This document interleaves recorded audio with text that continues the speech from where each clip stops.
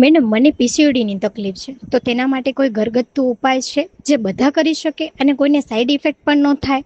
હા, આયુર્વેદમાં એવો ઉપાય છે કે જે બહેનોને પીસીઓડી હોય તે આ ઉપાય કરી શકે છે.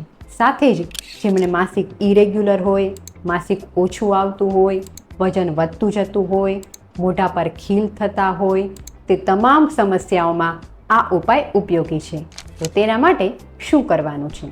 તો તેના માટે રાત્રે સૂતી વખતે અડધા કપ પાણીમાં 15થી 20 નંગ મેથીના દાણાને પલાળી દો. સવારે ભૂખ્યા પેટે આ મેથીના દાણાને ગળી જાઓ અથવા તો ચાવીને ખાઈ જાઓ અને તેના ઉપર પલાળેલું પાણી પી જાઓ. આયુર્વેદ મુજબ આ મેથી આપણા પાચનને સુધારે છે, ઇન્સ્યુલિન રેઝિસ્ટન્સને ઘટાડે છે અને સાથે જ વજન ઘટાડવામાં પણ મદદરૂપ બને છે. પણ જે બહેનોની પિત્તની એટલે કે ગરમીની પ્રકૃતિ છે, કોઠાની ગરમી છે, કે જે બહેનોને માસિક વધારે આવે છે તેમને આ મેથીનું પાણી ગરમ પડે છે, માટે તેવી બહેનોએ આ મેથીના દાણાનો પ્રયોગ ન કરવો જોઈએ. તો તમને પ્રશ્ન થશે કે તેમણે શું કરવું? તો જે બહેનોની ગરમીની પ્રકૃતિ હોય તેમણે મેથીના દાણાને બદલે ધાણા અને જીરાનું પાણી લેવું. તો આ ધાણા અને જીરાનું પાણી કઈ રીતે બનાવવું? તો તેના માટે 1 ગ્લાસ પાણીમાં 1 ચમચી ધાણા અને 1 ચમચી જીરું નાખી રાત્રે પલાળી દો.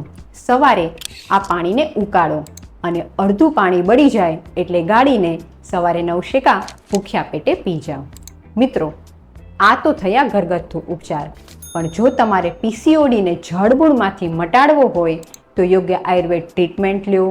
એક વાત ખાસ ધ્યાનમાં રાખો, પીસીઓડી એ લાઇફસ્ટાઇલ ડિસઓર્ડર છે, માટે નિયમિત સૂર્ય નમસ્કાર કરો, તમારો સૂવા ઉઠવાનો ટાઈમ નિશ્ચિત રાખો, જંક ફૂડ ઓછું લ્યો અને બપોરની ઊંઘ શક્ય તેટલી ઓછી લ્યો.